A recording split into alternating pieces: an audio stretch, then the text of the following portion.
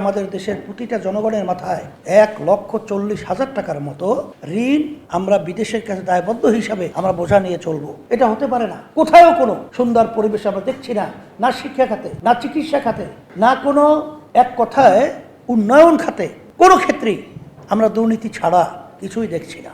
এই জন্য সকলকে ধন্যবাদ জানাবো। আর সরকারকে বলবো যে আপনারা যে বাজেট পেশ করছেন, এখানে ঋণের কথাও আমরা দেখেছি আপনারা আলোচনায় নিয়ে এসেছেন। আমরা ঋণ প্রতি বছর বাড়ছে।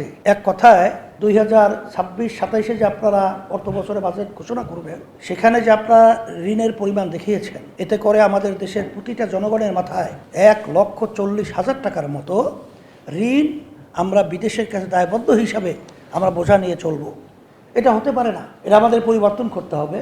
এই জন্য আমরা সবাই যদি দেশকে ভালোবাসি, মানুষের কল্যাণ চাই, আসেন আমরা সবাই একাকার হয়ে আমরা যেন এই বাজেটের মাধ্যমে আমরা প্রতিটা জনগণের যেটা চাওয়া পাওয়া সেই লক্ষ্যে আমরা পৌঁছতে পারি। এবং সরকারকে বলবো পৌঁছে দেওয়ার ব্যাপারে আপনারা আন্তরিকভাবে সচেষ্ট হবেন।